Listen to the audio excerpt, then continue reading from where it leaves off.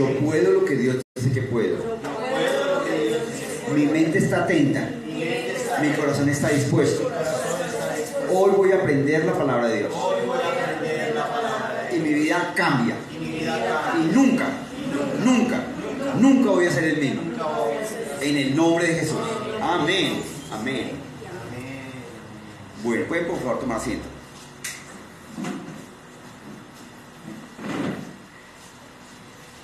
¿Cómo es que uno aprende a reconocer la diferencia entre billetes buenos y billetes malos? Entre billetes buenos y billetes malos. Por todos los eventos de seguridad. No. ¿Cómo es una forma efectiva de conocer la diferencia? ¿Por vista o por sentir? Por el tacto o por la vista. Cuando uno lo siente, no. Entonces, ¿saben lo que hacen en el Banco de la República para enseñarle a las personas a diferenciar rápidamente? Los ponen a contar billetes buenos. Los ponen a contar millones y millones de billetes buenos. Entonces, en la medida en que la persona cuenta 20, 40, 80, 100, la persona va desarrollando tacto. No se da cuenta qué horas. O sea, la persona no tiene que coger, imagínense, coger 50 millones, billete por billete. Complicado, ¿sí? Y si son billetes de 100, pues sería rápido, pero pueden ser billetes de 20 o de 10. Entonces, ¿cómo se llega a ser muy hábil para conocer la diferencia entre los billetes buenos y los malos? Contando los billetes buenos. ¿Sí? Contando los billetes buenos. Entonces, usualmente en los bancos entrenan a los cajeros así. Llegan y durante 15, 20, 30 días los ponen a contar billetes. Contar billetes. Aunque hay máquinas que detectan los sellos y el agua y toda la cosa, pues imagínense contando 50, 100 millones de pesos cada billete con la máquina. Complicado. Entonces la persona empieza a contar. Y los billetes de 5, de 10, o de 20, o de 50, o de 100, tienen una forma, tienen al tacto. Y los que son falsos, inmediatamente se descubren. Entonces, hay personas que le pasan la uña al billete, o hay personas que lo miran a la luz. Pero la habilidad se desarrolla ¿cómo? Contando billetes buenos. El énfasis en la Biblia no es hablar del pecado. El énfasis en el Nuevo Testamento, en la iglesia cristiana, no es hablar del pecado. No es hablar del adulterio, no es hablar de tomar, no es hablar de fumar. El énfasis no es hablar de robar, de mentir. No, el énfasis es hablar de la santidad de Dios. El énfasis es hablar de lo que Dios ya nos dio en la sangre de Jesús. El énfasis es conocer claramente lo que Dios nos dio. Entonces, el primer problema que debemos enfrentar para poder vivir como cristianos victoriosos, ¿cuál es? Isaías 5:13. Diga, si está en la Biblia, si yo lo leo en la Biblia, lo creo. Diga, si yo lo leo en la Biblia, lo creo. Y eso pone fin a la discusión. ¿Qué es lo que estamos diciendo? Que nosotros vamos a elegir creer lo que dice la Biblia por encima de lo que piensen los hombres. ¿Es claro? Y así debe ser. Por encima de lo que los hombres opinen, por encima de lo que a los hombres les parezca, por encima de lo que el predicador diga, por encima de lo que el cristiano diga, por encima de lo que el líder diga. Si está en la Biblia, yo lo creo, es así, y eso pone fin a cualquier discusión. A eso debemos llegar nosotros. Entonces, Isaías 5:13 dice, por tanto es como consecuencia, mi pueblo fue llevado cautivo. ¿Qué es ser llevado cautivo? Mi pueblo se refiere a los cristianos. Ser llevado cautivo es un cristiano que fue redimido por la sangre de Jesús y es pobre. Ser llevado cautivo es un cristiano que fue redimido por la sangre de Jesús y es enfermo, de cualquier tipo de enfermedad.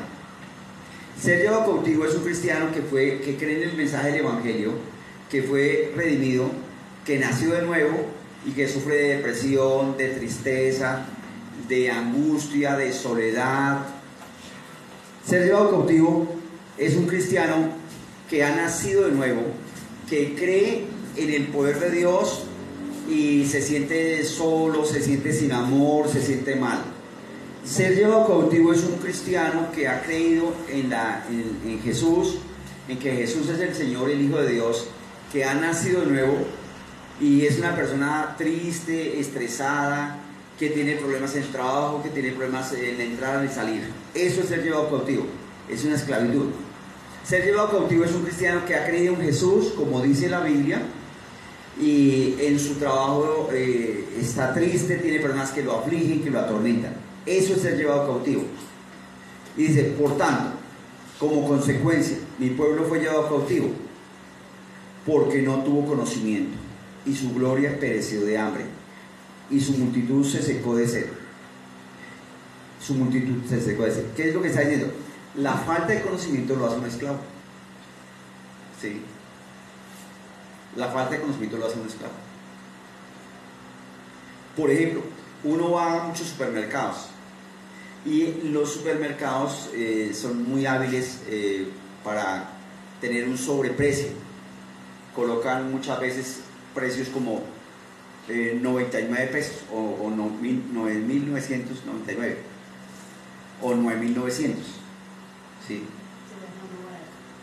Y suena barato, pero a veces no tienen 9.950 y a veces no dan los 50. A veces no dan los 50. ¿Sí estoy siendo claro? ¿Le ha pasado alguna vez? Entonces, pero uno tiene derecho a las vueltas completas. Entonces, si la sumatoria suma 9.040 pesos, ellos nos deben dar a nosotros, ¿sí? La idea es que el cliente no pierda, pero los mercados están diseñados para que el supermercado gane. Entonces, al final de año, cuando se hacen que ayudar a los damnificados, ayudar a los pobres, los supermercados dicen que dieron tantos millones. No hay tal. Eso fue de toda la plata que se recogió. Pero por dar los millones, a ellos les hacen descuento. Pero no dicen que fue la plata que le robaron al cliente. ¿Sí? Entonces, eso es desconocimiento. Pero uno dice, no, pero ¿para qué pelear por 50 pesos? Ahora multiplique 50 pesos por 30 millones. Es un poco de plata. Dijeron que entonces, el pueblo fue llevado cautivo porque le falta conocimiento. ¿Qué conocimiento es el que nosotros como hijos de Dios necesitamos tener? ¿Qué conocimiento es como el que nosotros necesitamos tener? Entonces, Gálatas 3:13 y 14. ¿Qué conocimiento como cristiano usted necesita? Entonces, dice la Biblia, Cristo nos redimió de la maldición de la ley, hecho por nosotros maldición, porque está escrito, maldito todo el que es colgado en un madero. Entonces miremos que necesitamos saber, ¿qué es redimir? ¿Qué es redención? ¿Alguien sabe? Por precio. Comprar por precio. Un ejemplo, existen las casas de compraventa, las casas de empeño. Hay un contrato que se llama contrato de retroventa, que es el que usted firma. Entonces, usted va y a usted no le prestan plata, usted está vendiendo el artículo. ¿Sí es claro? Usted está vendiendo el artículo, pero se firma un contrato donde el local, el almacén, no puede vender el artículo antes de 5 meses, y si lo va a vender antes de 5 meses, por ley tiene que vendérselo a usted. ¿Sí es claro? Ahora, como el almacén tiene que ganar, pues no compra pan para vender pan. Si usted empeña por 100.000 pesos, cuando usted va, usted no lo saca del empeño, usted lo vuelve a comprar. ¿Sí es claro el punto? Porque es un pacto de retroventa, es un pacto de compra-venta. Entonces, la ley dice que usted lo vende y después de un tiempo pierde los derechos. Pierde los derechos. Si usted quiere volver a tenerlo, ¿qué hay que hacer? Redimirlo. Entonces, ¿qué es redimir? Volver a comprar. En este caso se refiere al mismo artículo. ¿Sí es claro?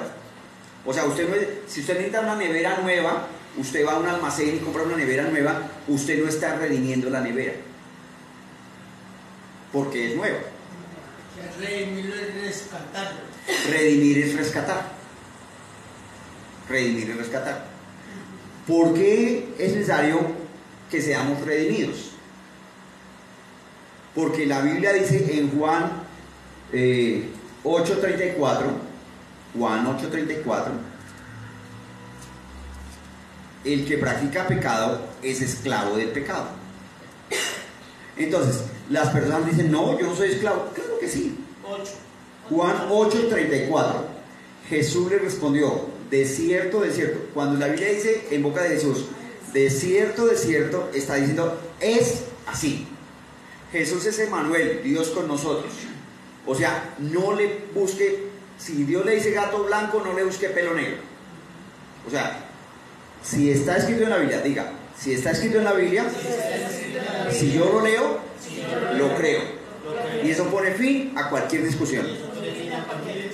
Cuando Jesús dice de cierto, está diciendo, es así. Es así. O sea, es así. Y cuando lo dice 2 veces, está diciendo, mire, es así. No dude. Es así. Y aquí dice, de cierto te digo, que todo aquel que hace pecado, esclavo es del pecado. Entonces, el que fuma, o toma, o miente, o roba, o engaña, dice, no, yo lo puedo dejar cuando quiera. Pero la verdad es que sigue practicando. Entonces no lo puede dejar cuando quiera. Es esclavo, tiene una atadura. ¿Sí? ¿Y por qué tiene una atadura? Porque Adán pecó. ¿Y qué ocurrió cuando Adán pecó? Por causa de que Adán pecó, la Biblia dice en Juan 8:44, vosotros sois de vuestro padre el diablo. O sea, por culpa del pecado de Adán, fuimos vendidos al pecado. Y los deseos de vuestro padre queréis hacer. Él ha sido homicida desde el principio y no ha permanecido en la verdad. Entonces, ¿cómo hizo Dios al hombre? Lucas 3:38 dice Adán, hijo de Dios. Entonces, cuando Dios es perfecto, Dios es bueno, Dios es santo, Dios no toma, Dios no roba, Dios no fuma, Dios no miente, Dios no es adúltero, no es fornicario, Dios no es tramposo, no es homosexual, no es lesbiana, no es morboso. Cuando Dios hace al hombre, lo hace a su imagen y semejanza. Quiere decir que cuando Dios hace al hombre, el hombre no es tramposo, no es ladrón, no miente, no toma, no fuma, no roba, no es adúltero, no es fornicario, no es lesbiana, no es homosexual, no es parricida, no es matricida, no es engañador, no es pervertido. Porque Dios es santo y Dios hizo al hombre santo. Entonces, digamos así, la Biblia dice que Dios hizo al hombre de su imagen y semejanza. Entonces Dios hace un hombre perfecto. Pero Dios quiere que el hombre se relacione con él voluntariamente, libremente. O sea, a usted no le toca. Usted está en la iglesia porque usted quiere. A usted no le toca orar. Usted ora porque usted quiere. A usted no le toca leer Biblia. Usted lee porque usted quiere. A usted no le toca ayunar. Usted lo hace porque usted quiere. Ahora, ¿por qué quiere? Porque usted eligió buscar a Dios. Nadie lo obligó. Cuando usted elige a Dios, Dios le permite tener una experiencia personal, íntima, intransferible, que usted adentro sabe que es verdad. O sea, usted tiene testimonio. ¿Testimonio qué es? Dar fe de algo. O sea, testimonio es a mí me consta. A mí me consta. O sea, yo lo vi, yo lo experimenté. Eso es testimonio. Entonces, el asunto es este. Dios hace al hombre a su imagen y semejanza. ¿Y cómo era el hombre cuando Dios lo hizo?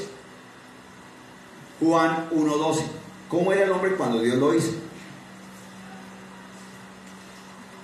Juan 1:6 y 13 dice, mas a todos los que le recibieron, a los que lo recibieron. O sea, hay algunos que no reciben.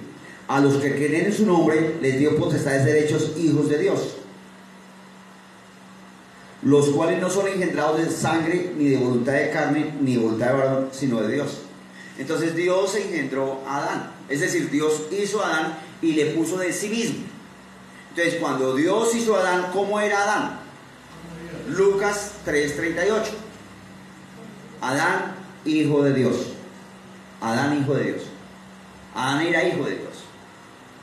Y tenía, ¿qué tenía Adán? Tenía identidad de hijo de Dios O sea, sabía que era hijo de Dios.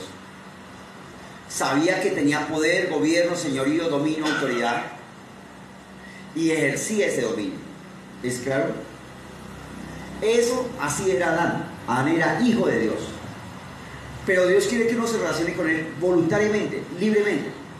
Entonces Dios le dijo, puede comer de todos los árboles menos de este. Y Adán eligió comer el fruto prohibido. Eligió. Entonces, Dios hace al hombre, el hombre es hijo de Dios, tiene naturaleza divina, pero cuando Adán peca, se separa de Dios. Queda muerto espiritual, física y eternamente. Espiritual, física, o sea, la muerte física entra. Y eternamente queda eternamente separado de Dios. Entonces, como Dios hizo al hombre y el hombre pecó, el hombre se vendió al pecado, entonces Dios va a redimirlo. ¿Qué es redimir? Es comprar. Entonces, cuando usted va y compra una nevera nueva, usted no la está redimiendo. No la está redimiendo. ¿Sí es claro el punto? Cuando usted compra unos zapatos nuevos, usted no lo está redimiendo.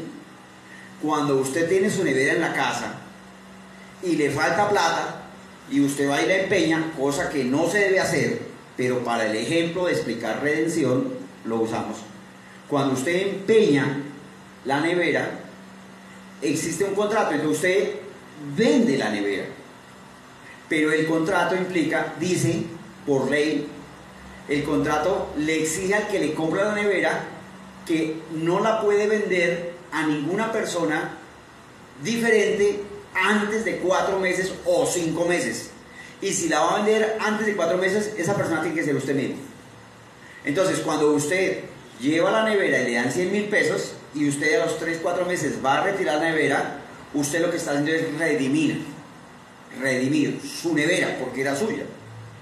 Pero usted no solo paga los 100,000 pesos que le prestaron, sino paga un porcentaje más. O sea, usted la vuelve a comprar. Entonces, el pueblo de Dios fue llevado cautivo porque no tuvo conocimiento. ¿Cuál es el conocimiento que necesita el pueblo de Dios? Número 1, tener claridad que es redención. Redención. La única forma de que haya redención, ¿cuál es? Por medio de la sangre de Jesús. ¿Por qué? Porque la Biblia declara que el pecado entró al mundo por un hombre, Adán. O sea, Adán se vendió al pecado. Entonces, ¿qué hizo Dios? Dios muestra su amor para con nosotros en que siendo pecadores Jesús murió por nosotros. Entonces, Jesús es el Cordero de Dios que quitó el pecado del mundo. Escucha esto. Jesús es el Cordero de Dios que quitó el pecado del mundo. Jesús quitó el pecado del mundo. Pregunta, si Jesús quitó el pecado del mundo, ¿hay pecado en el mundo? ¿Sí o no? Ojo, si Jesús quitó cuando habla del mundo se refiere a todos los hombres. No, no se refiere a todos los hombres. Se refiere a los que creen en Jesús. Los que creen en Jesús. Lo que hace que haya pecado en el mundo es que el hombre tiene un corazón pecador. Pero ¿en qué consiste la salvación? ¿En qué consiste la redención? La redención consiste en que Dios le arranca de raíz ese corazón pecador. Entonces, cuando Dios le arranca de raíz ese corazón pecador, le arranca de raíz la grosería, le arranca de raíz el adulterio, le arranca de raíz el tomar o el fumar o el mentir o el ser tramposo, le arranca de raíz el ser homosexual o ser lesbiana o ser intemperante o ser necio o ser desleal. Le arranca de raíz, le arranca el pecado.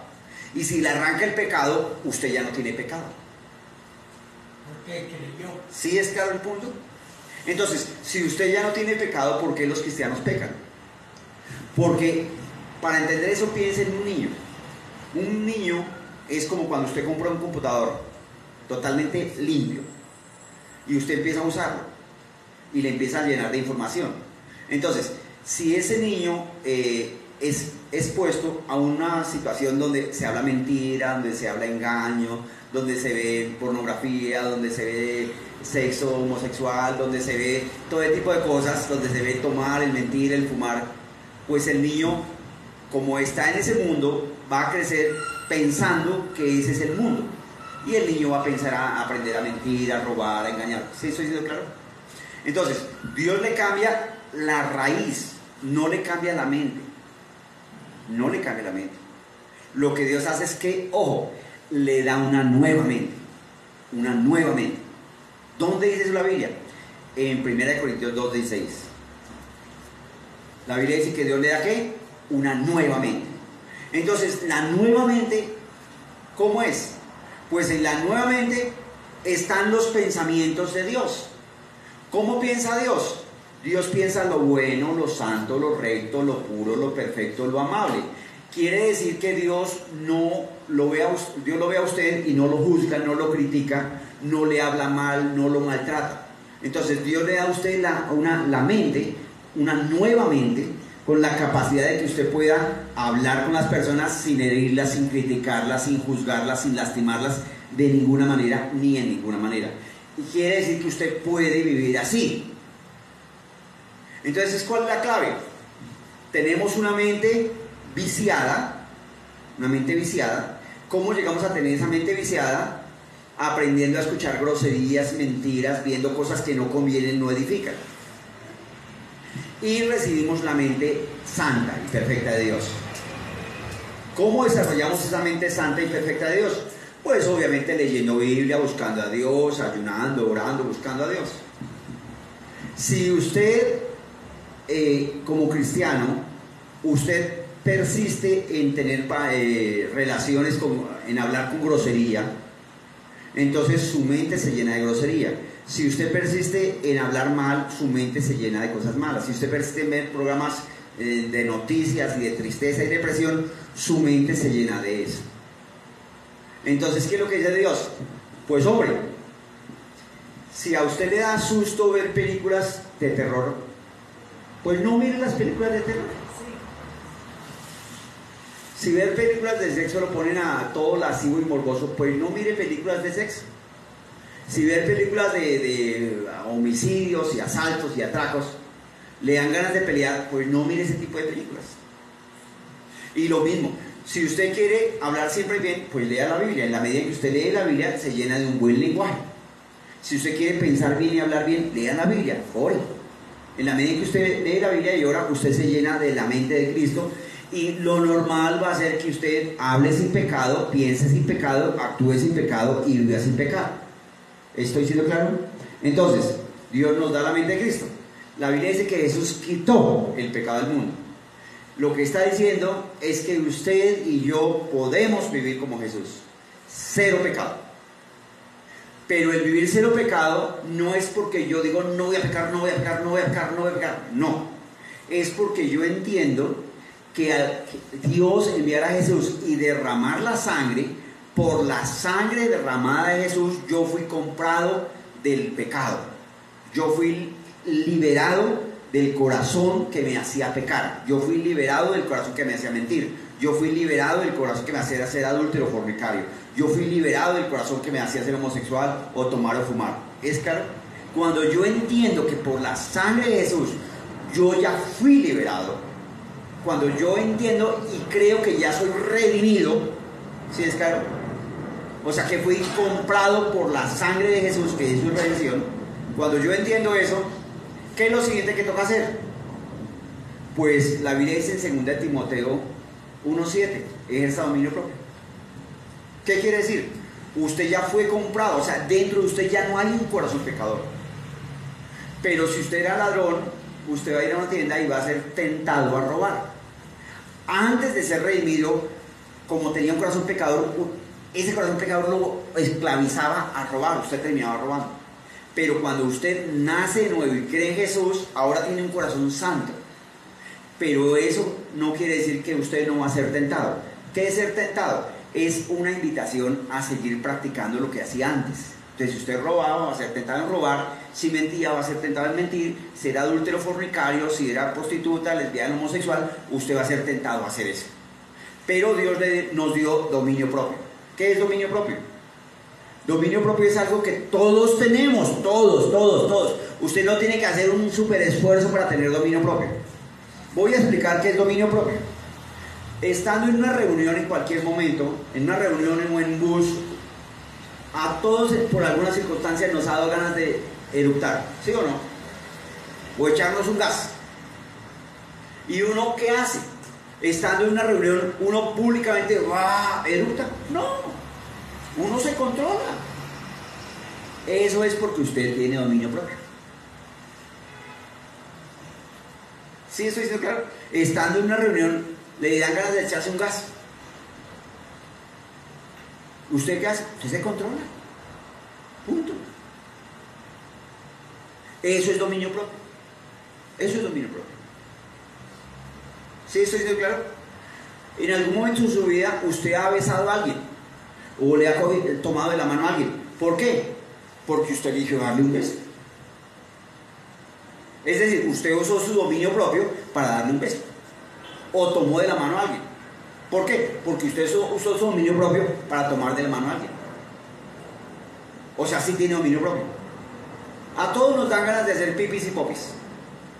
Y uno está en la calle o en el bus o en una reunión y le dan ganas de hacer pipis y popis y uno no se hace ahí. ¿Uno qué hace? Controla su cuerpo, porque sí puede controlar su cuerpo. Se desplaza al sanitario y estoy mostrando estos ejemplos para demostrarle que usted sí tiene dominio propio. Escúcheme, el diablo no lo puede obligar a pecar.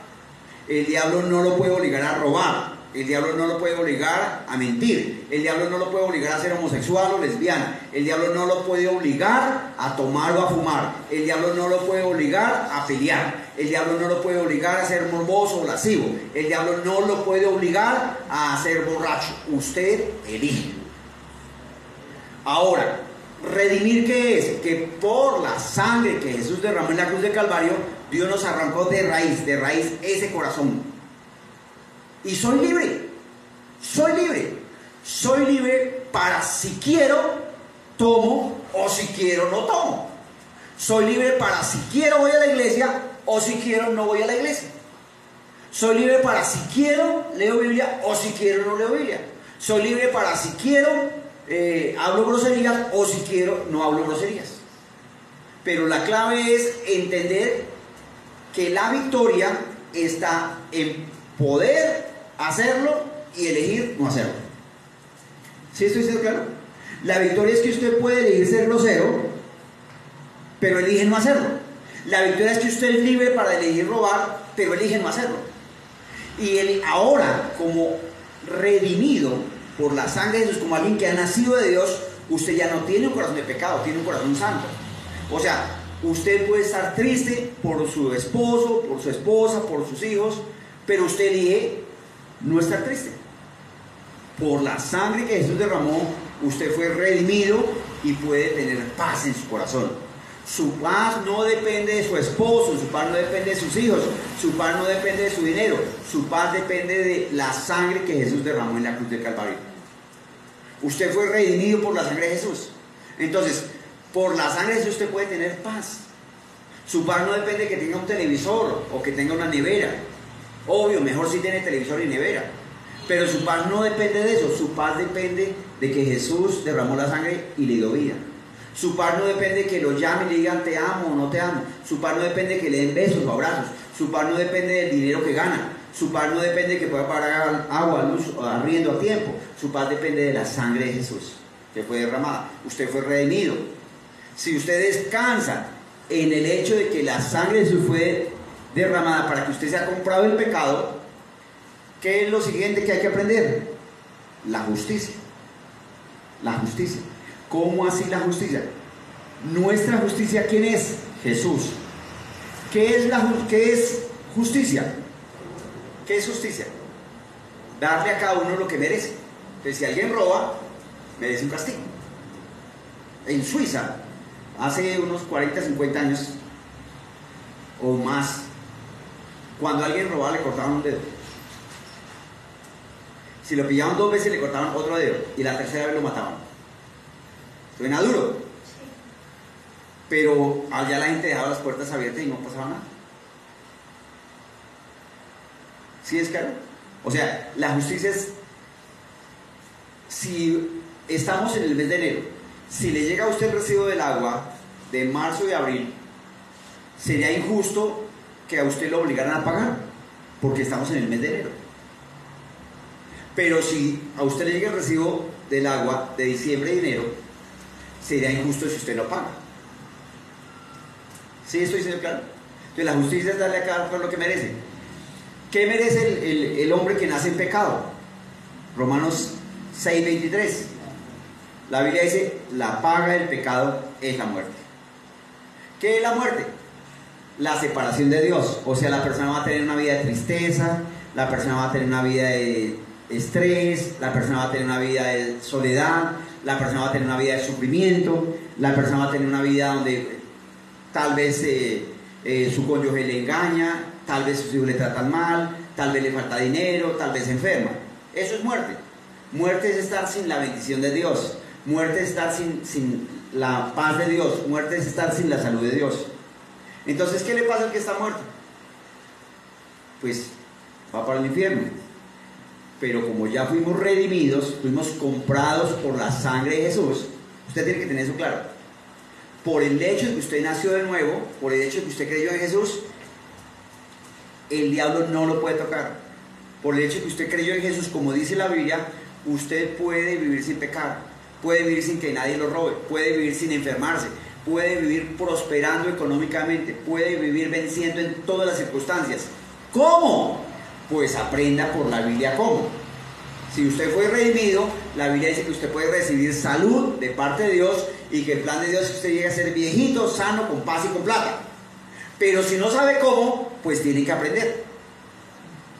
¿Cómo usted recibe dinero de parte de Dios? Pues la Biblia dice cómo, pero hay que aprender. ¿Cómo usted puede vivir sin estrés, sin ira, sin angustia? La Biblia dice cómo, pero hay que aprender. ¿Dónde aprende? En la iglesia. ¿Dónde aprende? Leyendo la Biblia.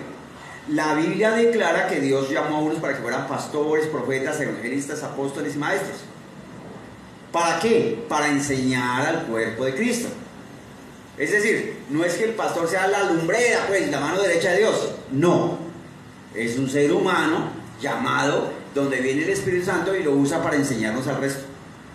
Entonces, lo segundo que usted necesita entender es que usted es la justicia de Dios. La Biblia dice la paga del pecado y la muerte. Diga conmigo, la paga del pecado y la muerte. Si la paga del pecado es la muerte, ¿qué le pasa al que peca? Pues se muere. Y si la paga del pecado es la muerte y el que peca se muere, pregunta, ¿Dios perdona pecados? No. Porque si la paga del pecado es la muerte, ¿qué le pasa al que peca? Muere. ¿Dios perdona pecados? No. La Biblia dice la paga del pecado es la muerte. O sea, la justicia de Dios exige que haya un muerto. O sea, no es que uno peca y Dios hace el de la gafa. Voy a hacer como si no pecó. No, Dios no hace eso. El que peca recibe un castigo. ¿Y cuál es? La muerte. La justicia de Dios exige que haya un muerto.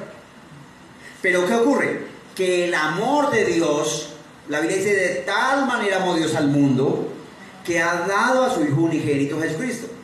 ¿En qué consiste el amor de Dios? Que Él pone el muerto.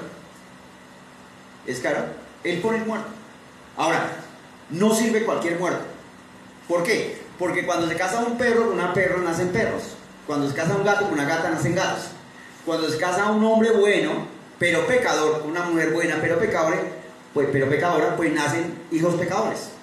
O sea, para ser pecador no hay que mentir, no hay que robar, no hay que tomar, no hay que fumar. Para ser pecador lo único que usted necesita es haber nacido de un hombre que se acostó a tener sexo con una mujer. Si usted nació de esa unión, usted es pecador, porque la Biblia dice que todos los hombres somos pecadores. Y Dios no se equivoca ni miente.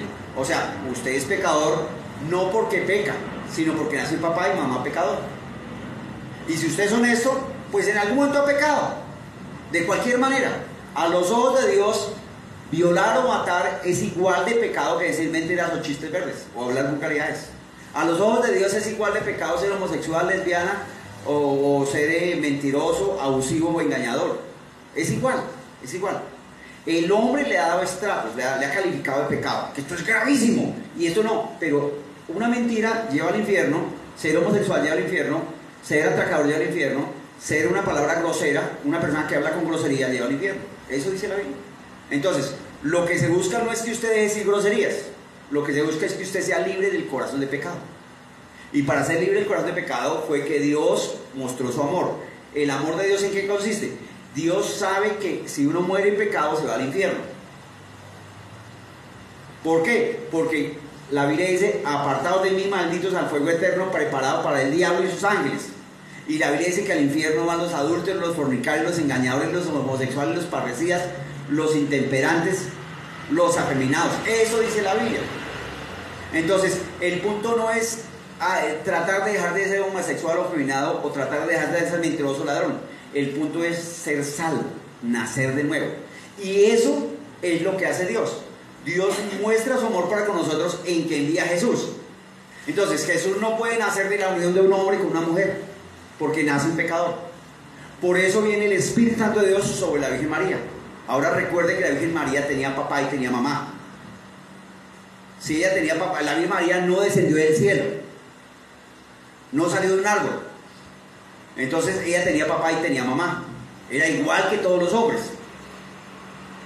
¿Por qué Dios escogió a la Virgen María? Hay 5 características. Número 1, Dios dijo que la salvación viene de los judíos. Entonces tenía que ser judía, no podía ser española, ni griega, ni egipcia. Número 2, Dios le dijo a David que de su linaje venía el Mesías. Entonces, en Israel no sirve cualquier familia, solo sirve la familia que venga de David. Número 3, ese descendiente tiene que haber nacido en Belén de Judea, porque la Biblia dice así: tú, Belén, la más pequeña, eres la de ti saldrá un guiador. Número 4, necesitaba ser virgen.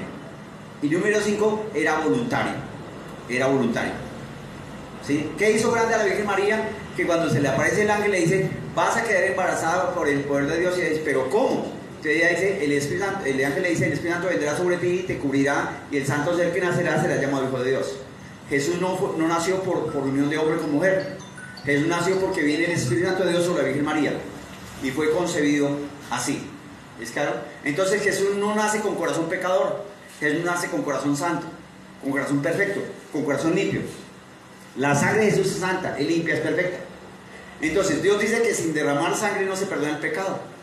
Entonces por eso todos hemos visto las películas de Jesús y la pasión de Cristo, y que Jesús muere en la cruz. ¿Por qué tanta relevancia y tanta vuelta con este tema? Porque Él fue el que salvó al hombre del infierno. Entonces cuando Jesús está derramando la sangre en la cruz, el niño Jesús no existe. El niño Jesús no existe. El niño Jesús, Jesús nació como un niño, pero creció y se hizo hombre. Como niño Jesús, Él no andaba haciendo palomitas, ni andaba creando aves, no, Él no hizo ningún milagro. El niño Jesús no existe. Él creció y se hizo hombre. La relevancia de eso es que como hombre, Él va a la cruz y va voluntariamente. Él puede evitarlo, pero Él elige dar su vida. Entonces cuando Jesús está derramando la sangre en la cruz, Dios viene y arranca de raíz su pecado y se lo pone a Jesús. Dios viene a su vida y arranca de raíz todo tipo de enfermedad y se la pone a Jesús. Dios viene a su vida y le arranca todo tipo de escasez, de problema económico, de deuda, y se lo pone a Jesús. Dios viene a su vida y le arranca todo tipo de tristeza, depresión, hambre, angustia, estrés, y se lo pone a Jesús. Entonces, ojo, Jesús santo, nosotros pecadores. ¿Qué ocurre en la cruz? Hay un muerto. ¿Qué hace Dios? Su pecado, mi pecado, lo carga sobre Jesús. Entonces va a haber un muerto. ¿Cuál es? Jesús. Eso se llama imputar el pecado, ¿sí? O sea, cargar nuestro pecado en el de Él. Y si Dios pone mi pecado sobre Jesús, entonces yo ya no tengo pecado. Y cuando Dios pone mi pecado sobre Jesús, al mismo tiempo Dios pone la vida y la santidad de Jesús sobre mi vida. ¿Es claro? En ese momento yo soy hecho justo. En ese momento yo puedo estar delante de Dios como si nunca hubiera pecado. Ahora soy la justicia de Dios. ¿Es claro? Por la obra de Jesús. Y lo tercero que nosotros necesitamos tener claro para tener una vida cristiana victoriosa, lo primero que es tener clara la redención. Lo segundo, tener clara la justicia. Y lo tercero, resistencia. ¿Cómo así resistencia? La Biblia dice en Santiago 4:7, someteos pues a Dios, resistid al diablo y huirá de vosotros. ¿Cómo usted vence la tentación? Usted puede ser tentado en su mente, en sus pensamientos. Entonces, cuando le venga un pensamiento que no le edifica, que no le anima, que no le motiva, es un pensamiento puesto por el diablo. ¿Cómo lo vence? Usted habla palabra de Dios. Señor, te doy gracias, yo soy santo, fui redimido, tengo la mente de Cristo. Cuando usted habla un verso de la Biblia, ese pensamiento muere. Ahí usted está resistiendo, está sometiéndose a Dios y resistiendo al diablo. ¿Qué hizo Jesús cuando fue tentado? Escrito está, no solo el pan vivirá el hombre, está resistiendo, está sometiéndose a Dios por la declaración de la palabra y está resistiendo al diablo. Usted y yo hacemos lo mismo. Si usted está tentado en sus emociones, de pronto se siente triste, deprimido, ay, nadie me quiere, todos me odian.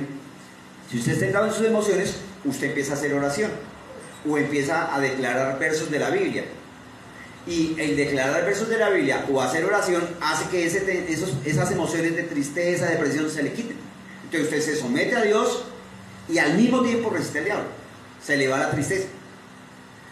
Si en su cuerpo de pronto tiene un dolor, un calambre, como una enfermedad, como una tos, como un malestar, ¿usted cómo resiste la enfermedad? Usted dice, yo soy sano por las llagas de Jesús. Jesús se llevó toda enfermedad, yo soy sano por las llagas de Jesús. Cuando usted declara la palabra de Dios, ¿qué ocurre? Usted se está sometiendo a Dios y al mismo tiempo está resistiendo al diablo. Conclusión, no se va a enfermar. ¿De qué? De nada. Amén. De nada. Entonces, es la forma como usted puede vivir sin cólicos menstruales, es la forma como usted puede envejecer sin que le dé Alzheimer, ni Parkinson, ni demencia senil, ni incontinencia. Es la forma como usted puede vivir aplicando lo mismo. Si tiene una deuda, si le llegan los recibos de agua a los teléfonos y físicamente no tiene para pagar el recibo, usted dice, Padre, gracias, porque como llegan los recibos, llega la plata para pagar a tiempo. Usted se está sometiendo a Dios y al mismo tiempo está resistiendo al diablo, y como consecuencia usted, de alguna manera, Dios va a hacer que le llegue el dinero. No se ponga a pensar, me lo va a dar mi tía, me lo va a dar mi mamá, me lo va a dar el pastor. No, de alguna manera Dios hace que le llegue, porque Él dice que si permanecemos en la palabra, Dios dice que si hablamos, que si ante un problema hablamos la palabra escrita, Él hace que la solución se manifieste. Y ese es el secreto del Evangelio. Entonces, el énfasis del Evangelio no es demostrar que es pecador, no. De pronto usted peca, ¿qué hace si usted peca? Pues hombre, arrepiéntase. Señor, hice mal, reconozco que hice mal, me arrepiento y abandono el camino. Te doy gracias por la sangre de Jesús, porque por la sangre de Jesús fui redimido.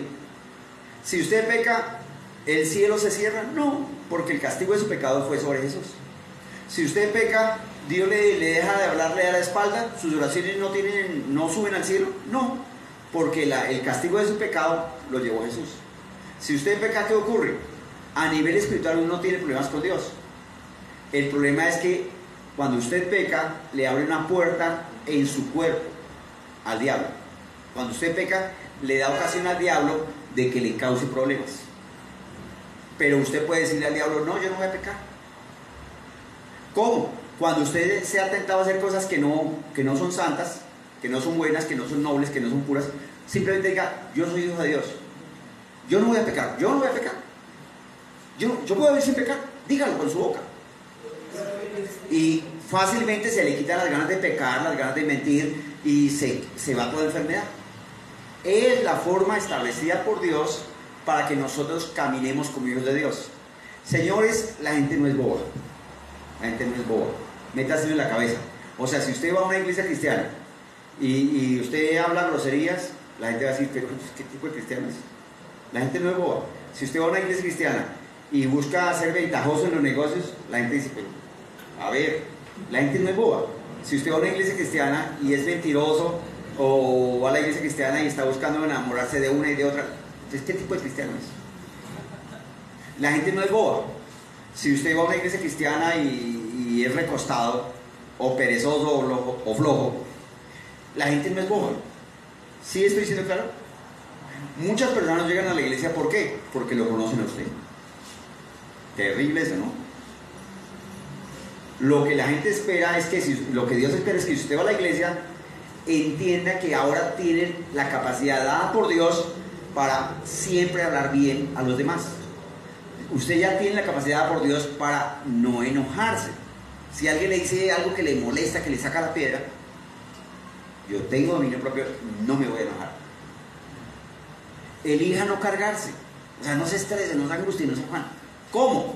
Ante un problema la Biblia dice, vengan a mí los que están trabajados y cargados y yo los haré descansar. Entonces, ante un problema que tenga, no importa el problema, usted dice, yo no me voy a cargar con este problema, yo no me voy a estresar, voy a creer que Dios lo solucionó. ¿Sí es claro? Si su papá, su mamá, su hijo, su cónyuge está enfermo, ¿sirve de algo que usted se estrese, se enoje, se aire? No. Retenga su paz. ¿Cómo se hace? Yo no me voy a cargar por las cosas que hace mi hijo.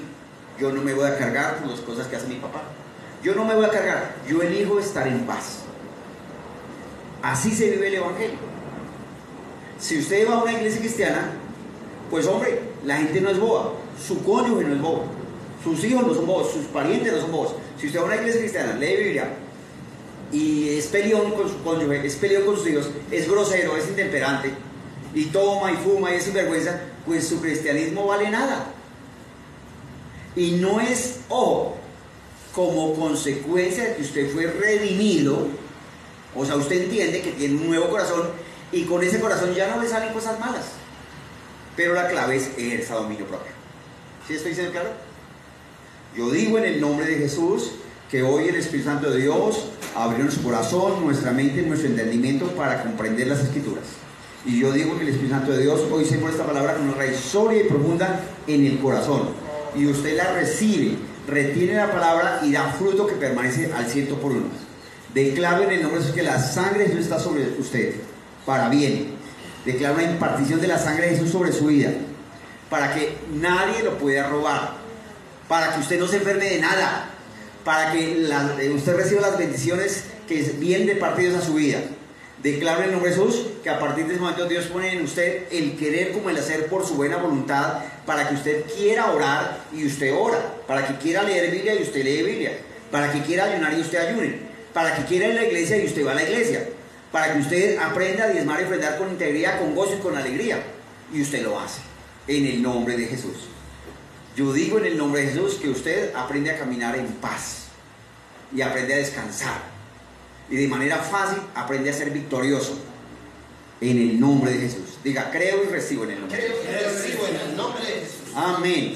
Usted que nos ve por Facebook, por YouTube, esta enseñanza le puede cambiar la vida a su cónyuge, a sus hijos, a sus parientes, a sus amigos.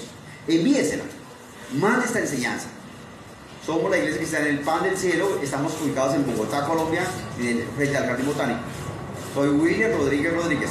Si necesita ayuda o una orientación o tiene problemas, llámenos. Siempre va a tener que encontrar una palabra para solucionar los problemas. Siempre va a encontrar una respuesta. Y si vive aquí en Bogotá o cerca de Bogotá, visítenos. Será un gozo para nosotros compartir con ustedes. Chao, chao. Nos vemos los miércoles a las 7:30 y los domingos a las 10:30. Chao, chao.